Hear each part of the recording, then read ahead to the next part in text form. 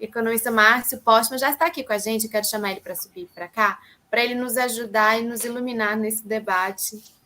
Oi, Márcio, obrigada por ter aceito o nosso convite, boa tarde. Boa tarde, Ana. Boa tarde, Felipe. Que tal? Então, nós estamos comentando aqui que esses primeiros resultados do censo já estão sendo bastante comentados, e uma coisa que é interessante, né, Márcio, é que nos censos anteriores, digamos assim, se discutia muito os resultados. Dessa vez a gente está discutindo o resultado e como foi feito o censo, e porque há um grande debate sobre a realização do censo em si e a fidedignidade dos dados, digamos assim, ou, né, esse é um debate. Você acha que, na sua opinião, nós devemos nos concentrar nos números que estão aí, vamos analisar esses números, ou faz sentido a gente também discutir um censo que era para ter sido feito em 2020, não foi, porque teve a pandemia, depois a má vontade do governo Bolsonaro, como a disputa política também interferiu na não adesão das pessoas para responder ao censo? Faz sentido para você a gente discutir também esse processo ou não?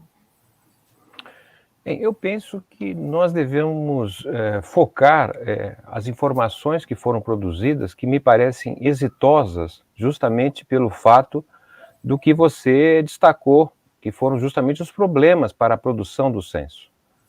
De fato, o Brasil tem um censo, tem problemas, é claro, como também os outros censos passados também tiveram seus problemas. Talvez esse tenha mais ou tenha menos, o censo de 1991 também foi problemático.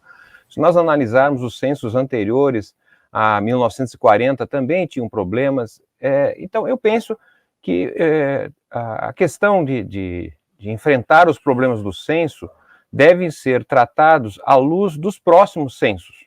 Mas nós precisaríamos nos focar nas informações que temos, pois que elas nos permitiriam, digamos assim, buscar entender que país é esse que o censo revelou, mesmo com suas dificuldades, não é? E eu percebo justamente que há um conjunto de informações que, de certa maneira, vão confirmando algo que já se sabia antecipadamente, não é?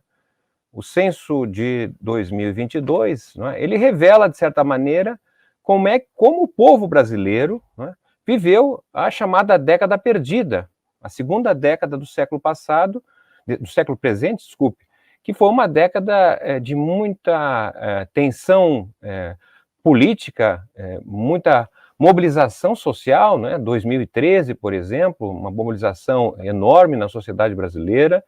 Depois, na segunda metade da década passada, intensas mobilizações políticas. Então, isso revela uma sociedade em movimento, né? Ao mesmo tempo, se nós olharmos também outros condicionantes, né, que é justamente a economia, do ponto de vista de uma perda econômica que o Brasil teve, vinha mais ou menos bem até 2014, depois há uma inflexão, né, um período longo de queda na atividade econômica, com alguma recuperação, mas demonstrando uma certa paralisia da atividade econômica, e ao mesmo tempo uma afirmação, a partir de várias reformas que foram feitas de 2016 para cá, né, que, de certa maneira, estabelece um país hoje inserido no mundo, não é, como um país fortemente produtor de bens primários. E isso está tendo impactos, a meu modo de ver, é claro, no que aconteceu com a população, do ponto de vista da dinâmica das cidades, por exemplo, né, do ponto de vista do comportamento que se observa através dos dados, né, relativos a onde há dinamismo na atividade econômica, como vai se conformando um tipo de sociedade que me parece muito diferente do passado. Então, não quero me alongar, os dados são preliminares, não é? Mas me parece bastante interessante a gente buscar entender, a partir dos dados que temos, não é, o Brasil, que talvez seja um pouco diferente daquilo que a gente gostaria que fosse, mas é esse país que nós temos para poder melhorá-lo, poder construir maiorias, enfim, esse é o espaço, digamos, pelo qual todos os cientistas, os pesquisadores precisam debruçar a despeito dos problemas e dificuldades que o censo tem. O Márcio, essa pesquisa do IBGE revelou que dos 5.500 e tantos municípios brasileiros, 700 deles encolheram de tamanho. e 200, 300 e pouco aumentaram. Então, tem uma desproporção aí nesse encolhimento. Isso já está gerando uma chiadeira da frente de prefeitos rumo a Brasília e talvez dificultando até um pouco da tramitação da reforma tributária, que está aí na caçapa para ser jogada pelo governo, e é uma bola que o Haddad está comandando. Como é que você vê esse dado na dificuldade ou não da tramitação da reforma tributária? A Frente de Prefeitos vai estabelecer alguma pressão? E mais do que isso, com esses dados, mais os dados de possível queda de arrecadação por causa da mudança do ISS para o IVA, né? Isso também dificulta a arrecadação? A tramitação, perdão? Sim. Aparentemente vai haver um questionamento, já está havendo, inclusive, em relação aos dados do IBGE, né? Então, uma espécie de processo de judicialização das informações. Eu penso que, de um lado, o que está ocorrendo revela, de certa maneira, como o país parou de pensar o seu presente do futuro. Ou seja, a desaceleração da expansão da população brasileira já era, na verdade, uma realidade, não há fato novo nesse sentido, né? População que vem... Nós já tínhamos, inclusive, o próprio censo passado, 2010, já havia revelado municípios que vinham perdendo posição. Era minoritário, geralmente municípios muito pequenos, não é? O fato novo deste censo, me parece, junto com a desindustrialização do país, as regiões que até então, no passado, eram as regiões mais dinâmicas, pois concentravam a indústria, não é? São geralmente cidades vinculadas às regiões metropolitanas das regiões, das áreas litorâneas do país. Essas são as regiões que estão mais sofrendo, não é? Então nós temos, de certa maneira, um processo de desmetropolização. Ou seja, as metrópoles brasileiras perderam participação relativa muito pouco, diga de passagem, mas deixaram de crescer, perderam participação, e nós temos um movimento em relação às cidades médias, uma certa interiorização do país que tem a ver justamente com aquilo que é hoje mais dinâmico no país, que é o setor produtor de bens primários para exportação, né? Você me pergunta em relação aos possíveis efeitos disso, que me parece não tem nada a ver com o IBGE. O IBGE é uma instituição para revelar esse movimento, não é?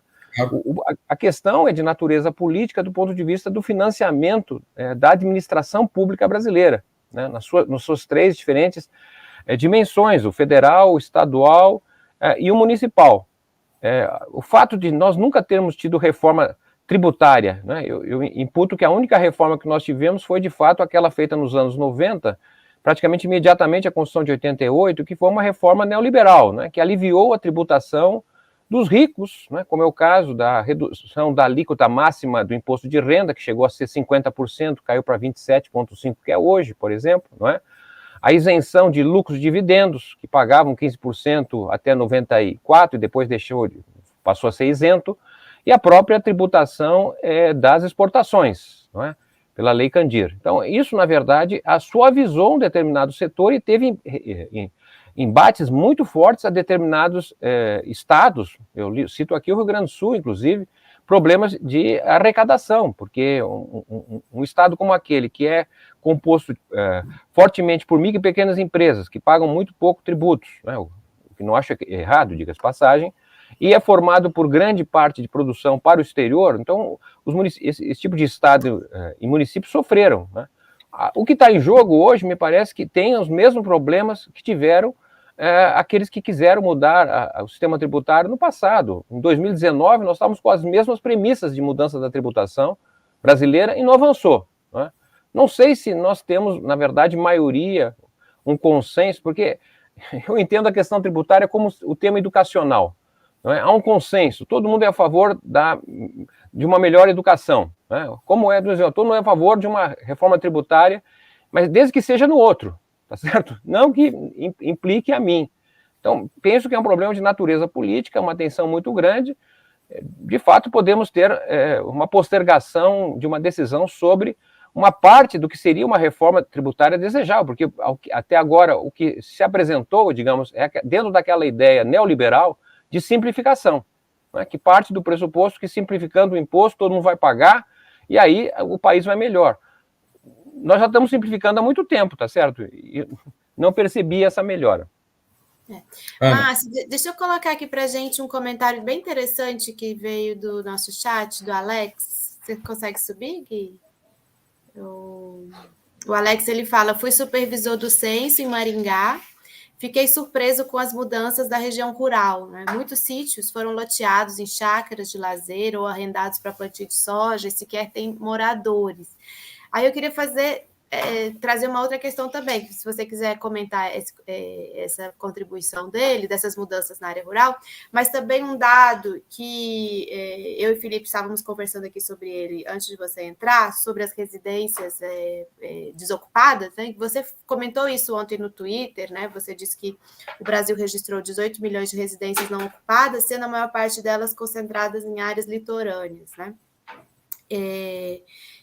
Aí você fala 53 cidades com mais habitações desocupadas que ocupadas, né? Então, essas cidades parece que são mais... Aí tá aí o seu Twitter de ontem, né? Que a gente puxou.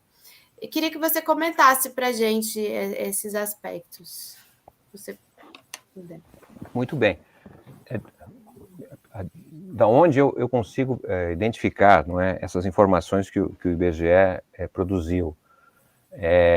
Primeiro, eu diria assim, está relacionado a uma espécie de características que nós já conhecemos pela história, claro, muito próprio do Brasil agrário, né? Um Brasil do século XIX, um Brasil revelado por vários autores, Gilberto Freire, né? Por exemplo, da Casa Grande e Senzala, que você tinha isso na fazenda na época da escravidão. O que nós estamos vendo nas grandes cidades, né, sobretudo litorâneas, cidades que tinham uma base industrial muito forte e sofreram um esvaziamento desse setor industrial, um certo empobrecimento da classe trabalhadora e uma conversão, portanto, de trabalhadores anteriormente na indústria para serviços.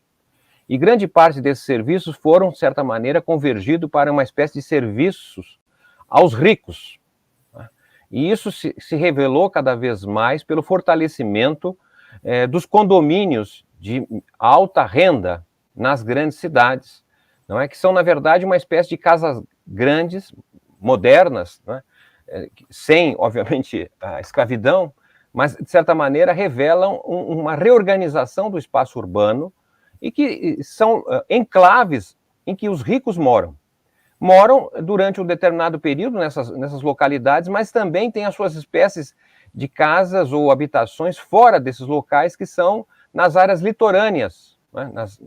Digamos, cidades turísticas. Então, aí criam uma ou mais casas e que são, na verdade, casas subocupadas, casas que são ocupadas temporariamente, em períodos, inclusive, de veraneios ou coisa desse tipo. Né? Então, essa trajetória do Brasil na última década, ela aprofundou, na verdade, as condições de enriquecimento, o empossamento da riqueza em poucos segmentos, né, que construíram mais habitações, mas que, de certa maneira, não são habitações para a população de maneira geral, e isso revela uma realidade em que o Brasil, não é aquela síntese da contradição, não é? Um conjunto de pessoas sem habitações e de outros com habitações que usam parcialmente, né? Bom, o outro comentário, não sei se ele é servidor do IBGE ou ele trabalhou como temporário, mas, enfim, muito interessante o comentário dele. De fato, nós estamos tendo uma situação no campo que aprofundou não somente uma espécie de êxodo rural, né? Nós já estamos com apenas 15% da população residindo no meio rural brasileiro, e, ao mesmo tempo, se percebe justamente o esvaziamento, né, do meio rural, porque as atividades econômicas mais fortes são, na verdade, detentoras de pouco emprego. E a agricultura familiar é que ainda consegue produzir com um certo contingente de mão de obra. Né?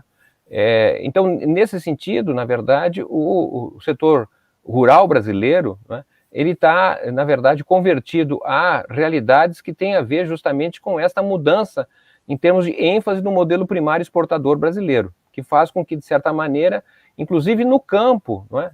O que nós temos hoje são chamadas cidades agrárias, que são as cidades que mais cresceram, cresce 5%, 6% como média anual do seu PIB, né? Enquanto cidades grandes, como São Paulo, entre outras, crescem no máximo 2% ao ano o seu PIB. Então, está revelando um país muito heterogêneo, muito diferente, não é? E é difícil ter uma síntese nacional. Isso que me parece importante também revelar do ponto de vista do censo. Quando se fala, a renda média é tanto, média, mas a média é parecido com aquela situação em que o cidadão está com a cabeça no congelador e os pés no forno elétrico quente, São né? extremos demais, né? Isso, exatamente.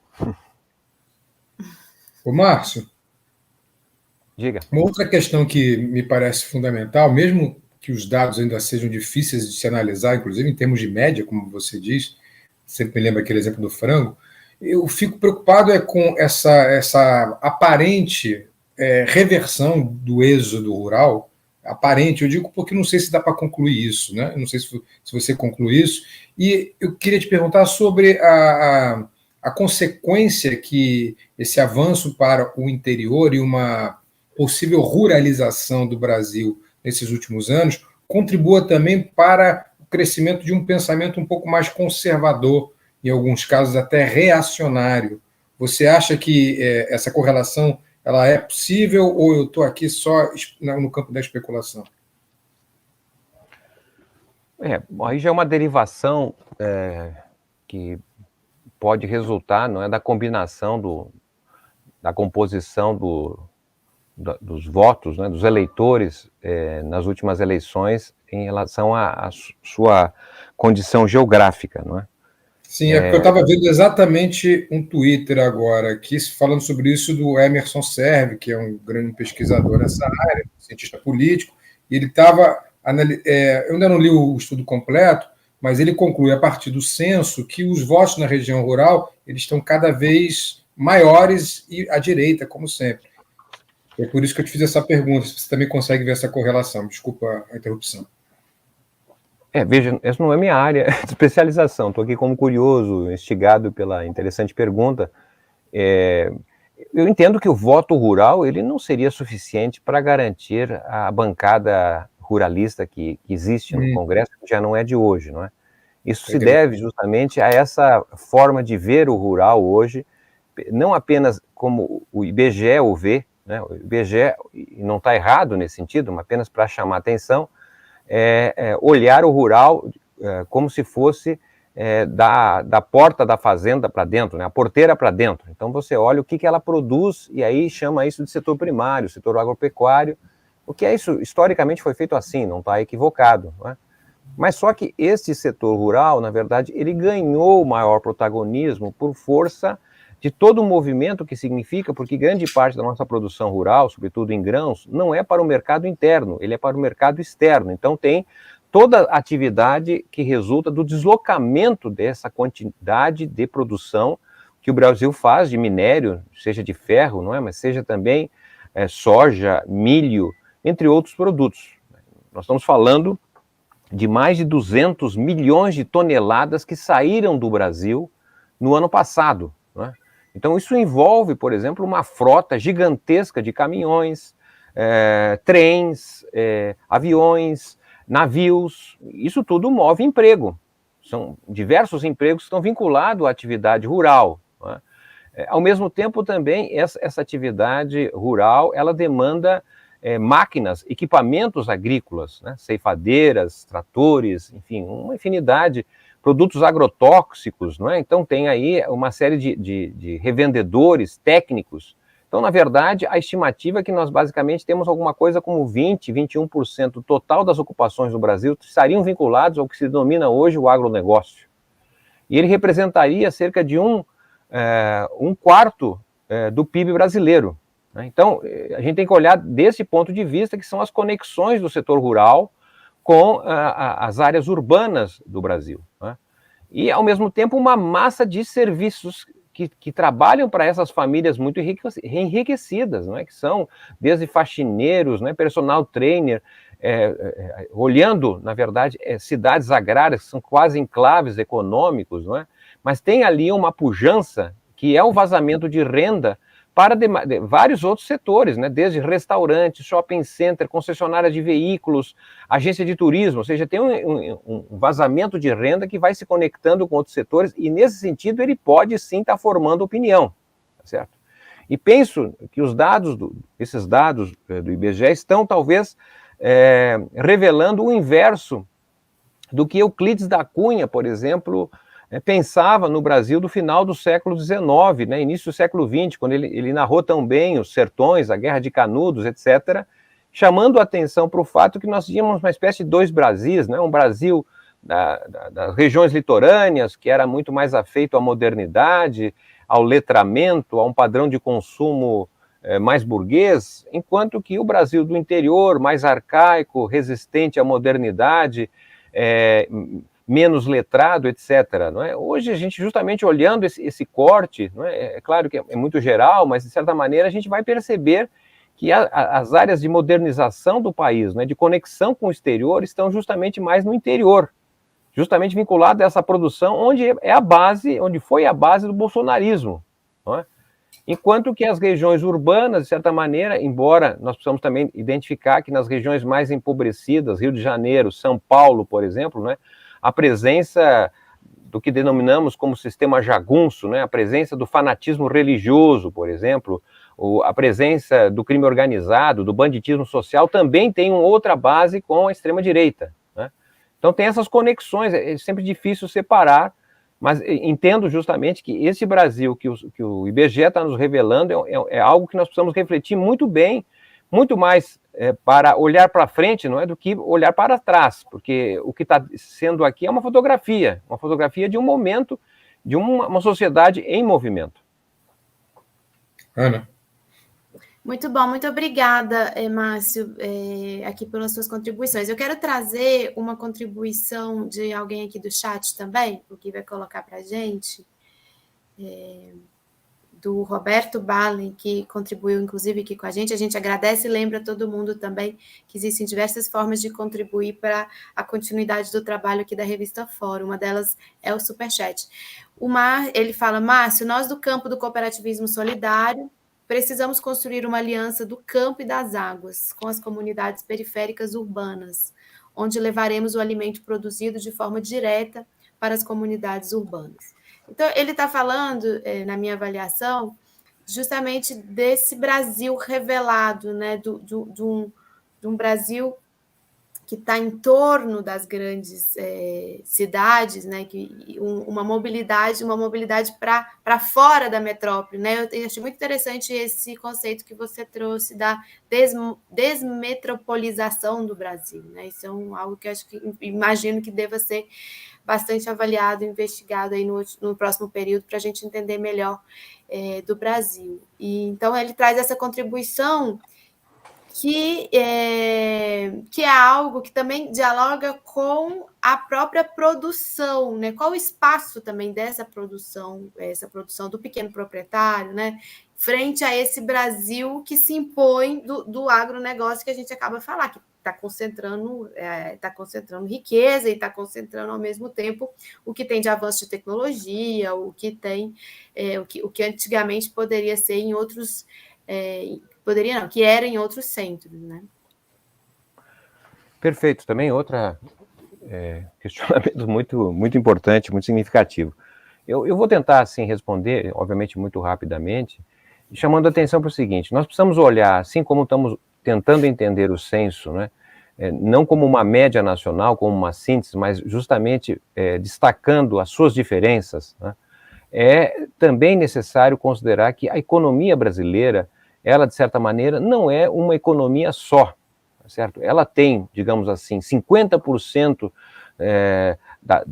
da força de trabalho no Brasil hoje está concentrada em atividades tipicamente capitalistas, né?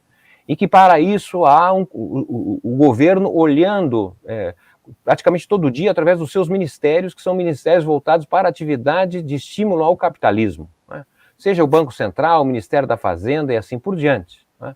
Mas nós temos 40% da ocupação no Brasil hoje que está vinculado a atividades de sobrevivência, de subsistência, não é?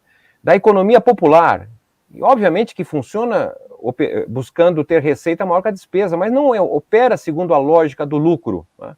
E para o qual nos faltam muitos instrumentos, né? Uma interessante medida que o presidente Lula tomou agora recentemente no Plano Safra, não é? Foi, de certa maneira, favorecer com maior elevação de recursos para a agricultura familiar, né? Mas veja que a maior parte do recurso foi justamente para a economia comercial, para o modelo primário exportador, né? Digo isso porque nos faltam, evidentemente, mecanismos para olhar esse Brasil diferente, que precisa, na verdade, de políticas públicas de natureza distinta, né? Porque não acredito que 40% das ocupações hoje, não é, que são atividades aí vinculadas à economia popular, vão se converter em negócios capitalistas. Então, isso veio para ficar, isso está aí, está dado. Como melhorar as condições de vida, as condições de produção, isso é um grande desafio, né, pela qual, inclusive, o cooperativismo, a economia solidária são partes muito importantes.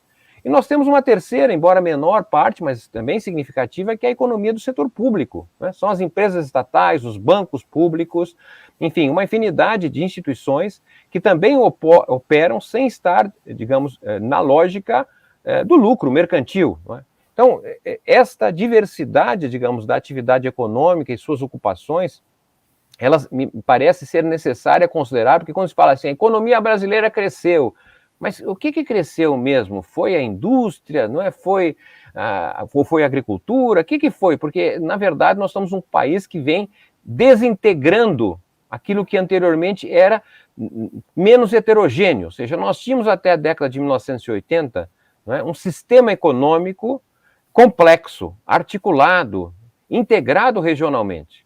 O que nós estamos tendo da forma que o Brasil ingressou na globalização a partir dos anos 90, não é?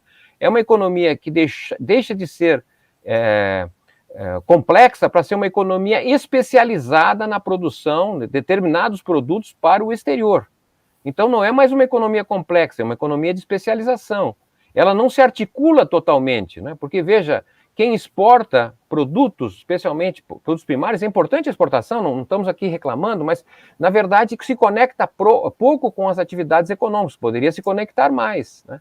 E, ao mesmo tempo, você vai percebendo que há uma dinâmica diferente no crescimento dos estados, nas cidades, ou seja, um Brasil vai ficando cada vez mais desigual desse ponto de vista, e isso repercute no modo de vida, nas decisões das famílias de terem ou não terem filhos, porque precisamos entender como é que caiu drasticamente, não é, a realidade da população brasileira em relação à projeção que se tinha. Isso tem a ver com a racionalidade com que as pessoas estão tomando decisões sobre casamento, sobre ter filhos, não é? Qual é a oportunidade que o envelhecimento possibilita nos dias de hoje, quando teve uma reforma previdenciária que praticamente tirou direitos e torna muito difícil os mais jovens se aposentar no Brasil. Vale a pena ter filhos, por exemplo? São questões que, na verdade, estão no subjetivo e também na racionalidade das decisões dos brasileiros. Márcio, obrigado pelos seus esclarecimentos, obrigado pela entrevista, a gente vai te liberar, queria muito te agradecer, você é sempre bem-vindo aqui, seus esclarecimentos são sempre importantes para a gente. Já tive outras oportunidades de entrevistar e cada vez eu aprendo mais, é sempre uma aula. Muito obrigado.